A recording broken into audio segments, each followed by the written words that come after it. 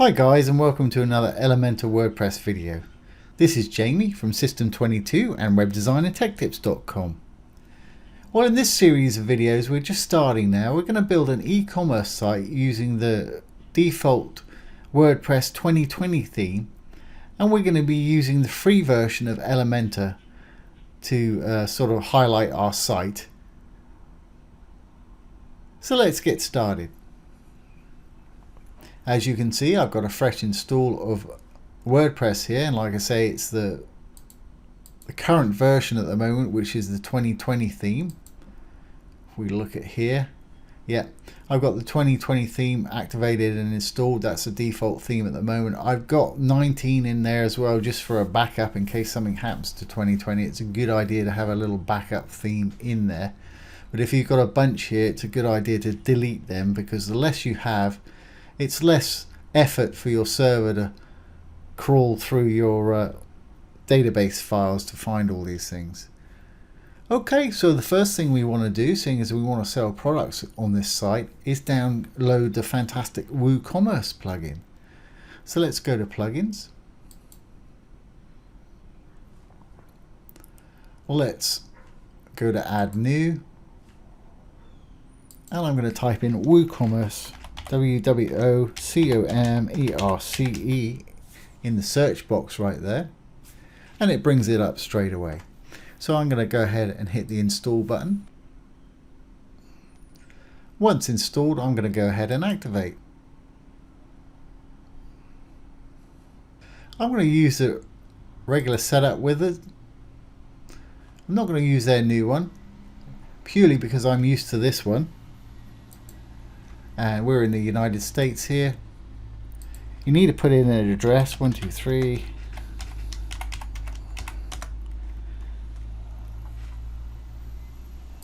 City, my town. Because it will calculate things due to your address. We'll say we're in Alabama. United States dollars is fine. I'm going to plan to sell both physical and digital products. With this build, we're going to be selling computers, laptops, desktops, etc. And perhaps we'll sell some software on an ebook or something like that. I'm not going to be selling products or services in person, so let's hit the Let's Go button. It's a good idea to check this little box if my site's not online. I'm building mine on my local machine here, so there's no point in me doing this, but it's a good idea if you're building a WooCommerce site and going to be using it to check this box, because it can improve the WooCommerce experience. It'll give them a chance to do things and come up with new things, you know, depending on the data that they get from you. So I'm going to leave that unchecked and say continue, because mine won't do them any good. Now we're on the payment. Stripe's the default. Stripe is great, but I don't want to use Stripe. I'm going to use PayPal. And that's fine. And there's all kind of different payment options for different payment gateways and e-wallets. You can get plugins to do just about any payment gateway that you care to choose. So I'm happy with PayPal, so I'm going to go ahead and hit continue.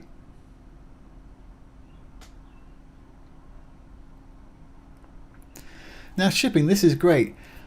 You can create separate zones. You can charge different prices. You can hook up with third party like UPS and USPS and get them to do live tracking if you want to do that. For me, in my site, I'm going to keep it really simple. I'm going to do flat rate shipping. I'm just going to ship to the United States. I'm going to say $20 flat rate shipping. And I don't want to sell to anybody outside the United States, so I'm going to click that little button to off there. Ounces is great, and inches, I mean, seeing as we got flat rate shipping enabled, it really doesn't matter. But as we're in the US, we use ounces and inches. You can change that to kilograms and millimeters or centimeters if you're elsewhere that uses the decimal system. Okay, well, these are third-party things. I'm not going to use a storefront theme. As I said, we're going to use the default 2020 theme that comes with WordPress. I am going to automate taxes. It's not a bad idea because it'll calculate the tax on checkout. And unfortunately, you do have to pay tax. And if you don't calculate it and charge your customers for it, it's going to come out of your pocket. MailChimp, I'm not going to integrate that at the moment. I may do a module on that later on. It's a great thing to do. Same with Facebook. So let's hit continue. I'm not going to activate Jetpack. If you want to, it's fine. It does have some great features. But I'm just going to go down to the bottom and skip this step for the moment. And we're about ready. If you want to sign up for the WordPress newsletter, just put your email in there. I'm already signed up, and they do actually send some really interesting stuff through. So do that if you like to get info about that sort of thing. We're all about set up. In the next video, we will create some products, but I'm not going to do it right now. We'll leave that till next time. So let's go ahead and visit the dashboard. And now we've got the Woocommerce set up. You can see it right here. And we'll go through and take a look at some of those settings. But also what I'll show you is now we've created the Woocommerce. Let's have a look at the pages.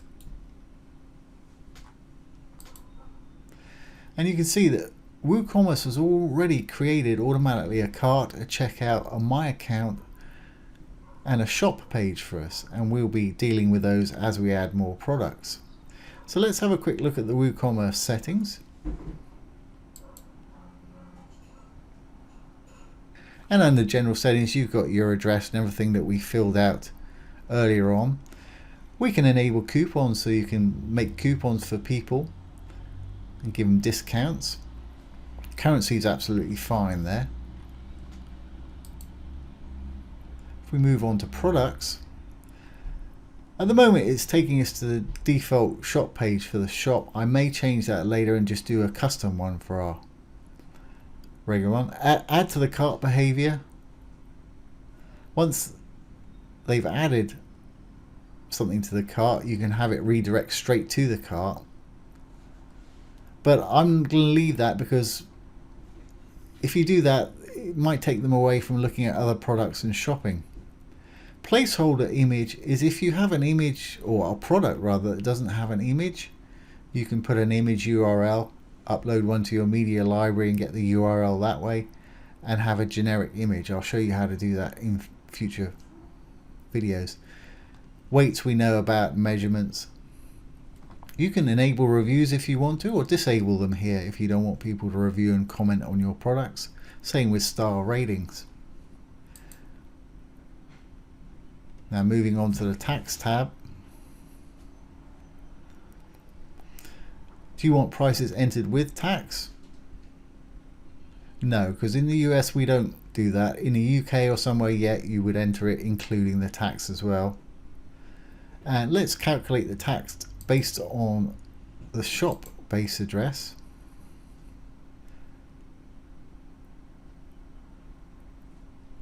And you've got some options here for shipping tax classes.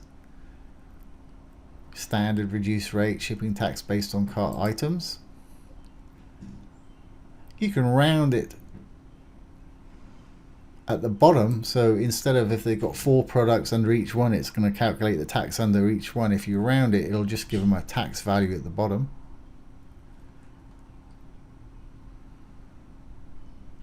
And again, display prices in the shop. US will exclude tax. If, like I say, if I was in Europe or UK, I'd include tax. Same with that and everything else.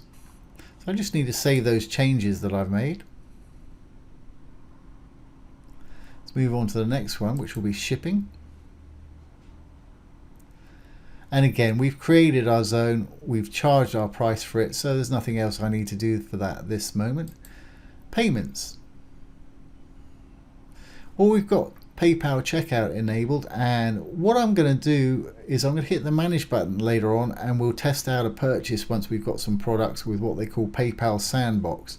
But I don't need to do that now because I've got nothing to sell. Accounts and privacy. have a look through these and just check any ones that work for you. You can decide how things work, allow customers to place orders without an account. Depends on your model, it really does. So just take a look through this.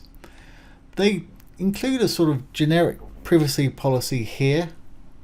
I think what I might decide to do is do our own privacy policy page. Moving over to the emails tab. These are set as they should be by default, but if you want to change any of them, just hit the manage button. For instance, if somebody has a new order, it's going to send it to my email address or the admin email address of your site. If you need to change that, hit the manage. Failed order, etc. Orders on hold processing completed, they're all going to go to your customer's email. When they order something, they have to put in their address and email, and all these will get sent to whatever email your customer puts in there. And for me, these standard settings seem to work perfectly. Like I say, have a look through them and make sure it's going to work for you too. And sender options, you can put from Elecom store or whatever your store's called, or however you want to alert the people so they know it's coming from, and your email address, where email address it's coming from. When it gets sent, it's going to actually send it, and it's going to include the default Woocommerce colors. If you want to change that, just go ahead and change it here. Put in the hex code or slide the color up to whatever it is you want here.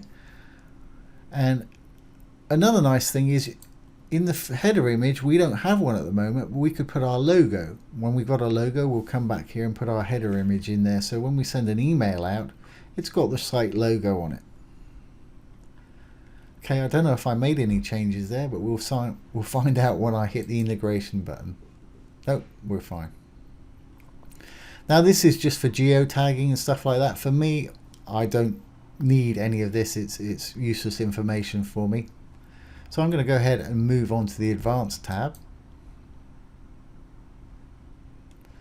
And here you can decide what pages they go to when the cart's clicked, when the checkout's clicked, when their account pages, if you want to make custom pages of your own, or if you want to use their generic ones that they create. For our site, we'll probably use theirs.